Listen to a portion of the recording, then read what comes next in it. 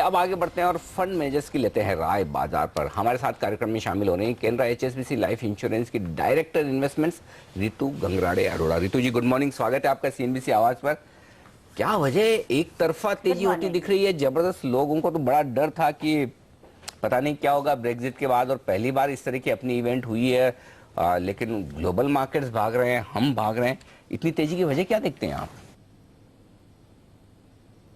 धन्यवाद, आपने शो पर बुलाया।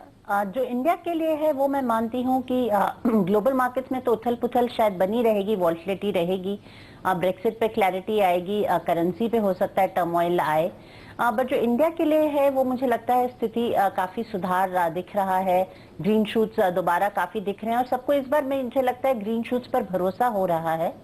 तो मेरी जो इन्वेस्टमेंट थीम है वो इंडिया सेंट्रिक है, डोमेस्टिक इन्वेस्टमेंट की है, ना कि ग्लोबल थीम। अगर ग्लोबल अच्छा चलता रहा तो उससे एक और शक्ति मिलेगी रैली को, बट मुझे लगता है एक सस्टेन्ड रिकवरी और अपमूव मार्केट में हम अगले 3 साल देखना चाहिए। राइट मैम, अब एक जो बड़ा इवेंट है जो आज से शुरू हो रहा है वो संसद का सत्र है। क्या एक्सपेक्टेशंस रख रही हैं आप इस सत्र से, और आपकी उम्मीद खास तौर पर जीएसटी बिल को लेकर जानना चाहूंगा। मुझे लगता है सबकी निगाह संसद की तरफ जीएसटी बिल के लिए ही है, और इस बार फिर से उम्मीद जागी है कि शायद ये अप्रूव हो जाएगा। और अगर ये होता है तो एक बहुत बड़ा पॉजिटिव है इंडियन इकोनॉमी के लिए। काफी स्टॉक्स तो ऑलरेडी चल चुके हैं इसकी उम्मीद में, बट इसके जो फायदे हैं वो हमें दिखते रहेंगे कंपनी प्रॉफिटेबिलिटी में, बैलेंस शीट्स में। तो ये बहुत पॉजिटिव ट्रिगर है मार्केट के लिए। ये होना जरूरी है। बस यही है कि संसद का सत्र आज से जो शुरू हो रहा है उसमें काम का जो हंगामे ना हो, और जीएसटी बिल अगर पेश किया जाए तो बाजार के लिए बड़ी तेजी बन सकती है यहाँ से भी। लेकिन दूसरा बड़ा ट्रिगर रितु जी जो दिख रहा है वो है नतीजों का। नतीजों के सीजन की बड़ी मिक्स से शुरुआत हुई है, समझ में नहीं आ रहा कि इसे अच्छा समझा जाए, खराब समझा जाए। आप कैसे देख रहे हैं इस सीजन को, और क्या उम्मीद है आपकी? बहुत कम नतीजे आए हैं अभी। ये आंकलन करना मुश्किल है कि नतीजे कैसे हैं। जैसे कि आपने कहा काफी मिक्स्ड है अभी, और काफी बड़ी कंपनियों के नतीजे आना भी बाकी हैं, मिड कैप स्मॉल कैप के भी। तो ऐसे में उम्मीद ही है कि अगर हम एक टर्निंग पॉइंट देखते हैं, कॉर्पोरेट नतीजे ही हैं जो मार्केट को अब यहाँ से अगला उछाल लेने की का भरोसा दिलाएंगे। मार्केट 18.5 टाइम्स फॉरवर्ड है, जो कि सस्ता नहीं है, अच्छा महंगा प्राइस्ड है। बट अगर हम कॉर्पोरेट नतीजों में उम्मीद देखते हैं रिकवरी की, तो यहाँ से फिर एक मार्केट को कॉन्फिडेंस मिलता है नए हाइज बनाने का। और बैंकिंग सेक्टर, इसके नंबर्स काफी इंपॉर्टेंट रहने वाले हैं। पहले आपसे प्राइवेट बैंक्स के बारे में जानना चाहूंगा, क्योंकि इस हफ्ते Kotak Mahindra bank, HDFC bank और एक्सिस बैंक के नतीजे आने वाले हैं। यहाँ से आपकी क्या उम्मीदें हैं मैम? जैसे कि आप जानते हैं मैं कई सालों से प्राइवेट बैंक्स पर पॉजिटिव रही हूँ, ओवरवेट रही हूँ। तो मुझे अभी भी प्राइवेट सेक्टर बैंक्स अच्छे लगते हैं, जहाँ पे बैलेंस शीट स्ट्रांग है, जहाँ पे कासा नंबर्स अच्छे हैं, और मुझे लगता है नतीजे मोर और लेस इन लाइन आएंगे प्राइवेट सेक्टर बैंक्स के। पर जो एक चेंज और टर्निंग पॉइंट मेरे नजरिए में है वो है कि पीएसयू बैंक्स इंक्रीमेंटली अच्छे लगना शुरू हो रहे हैं, और उनके नतीजों पे मेरा ज्यादा ध्यान रहेगा। अगर किसी भी तरह का इम्प्रूवमेंट दिखता है, थमना भी दिखता है, तो मुझे लगता है पीएसयू बैंक्स की बहुत अच्छी अपॉर्चुनिटी है। और जो हम बैंक रैली में भी देख रहे हैं, पीएसयू बैंक्स का काफी योगदान है, जो बैंक निफ्टी काफी अच्छे से चल रहा है। बड़ी इंटरेस्टिंग बात कही आपने, क्योंकि जनरली फंड मैनेजर्स अभी भी पीएसयू बैंक्स को लेकर थोड़े आशंकित रहते हैं, नहीं हाथ लगाना चाहते हैं, नहीं बात करना चाहते हैं। आप कह रहे हैं कि पीएसयू बैंक इंटरेस्टिंग दिख रहे हैं।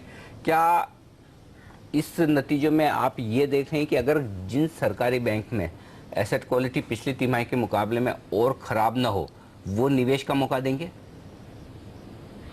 बिल्कुल, थोड़े चले हैं ये स्टॉक्स, पर अपने ऑल टाइम हाई से, जैसे कि आप भी जानते हैं, बहुत दूर है अभी।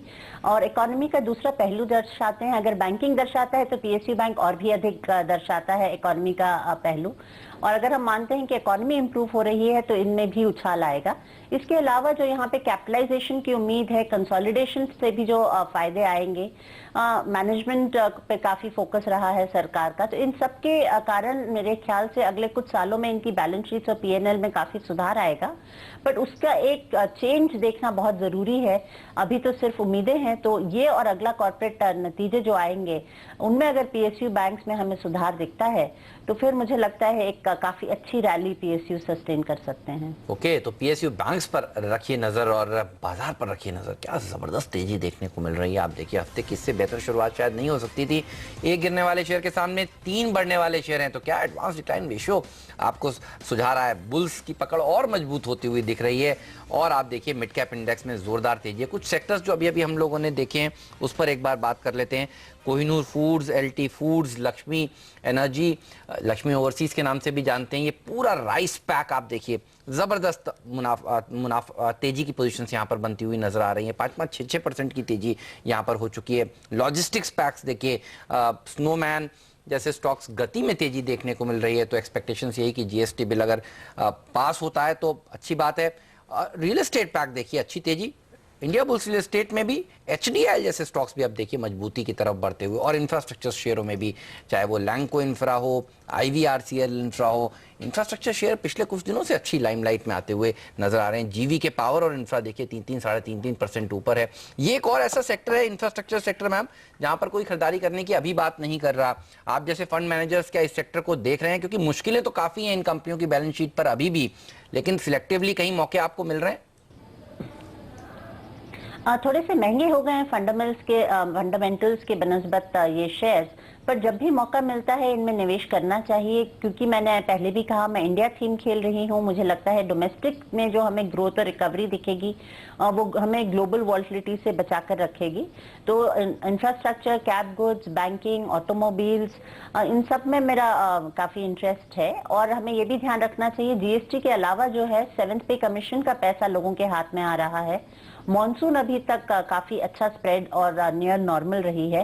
तो जो एक रूरल और अर्बन इकोनॉमिक स्पेंडिंग अभी वापस आएगी मार्केट में, उन प्लेस को भी ध्यान में रखना चाहिए। उस लिहाज से एफएमसीजी और कंजम्पशन से जुड़े हुए स्टॉक्स मजबूत रहेंगे। और खासतौर से पिछली तिमाही में जिस तरह से ज्यादातर एफएमसीजी कंपनी ने दमदार वॉल्यूम ग्रोथ दिखाई है, क्या कहेंगे आप, ये अगले 2 से 3 तिमाहियों के लिए भरोसा किया जा सकता है इन कंपनियों पर? ये वाले नतीजे बहुत जरूरी होंगे। पिछले नतीजे भी एफएमसीजी के थोड़े से सरप्राइजिंग थे। इनने वॉल्यूम ग्रोथ दिखाई थी। मैं ये नतीजों को और ध्यान से देखूंगी। बट अगर हमें क्या बहुत सस्टेन रैली एक्सपेक्ट कर रहे हैं तो फिर एफएमसीजी स्टॉक्स बहुत लॉन्ग टर्म आउट परफॉर्मेंस या रैली के लिए नहीं होते हैं।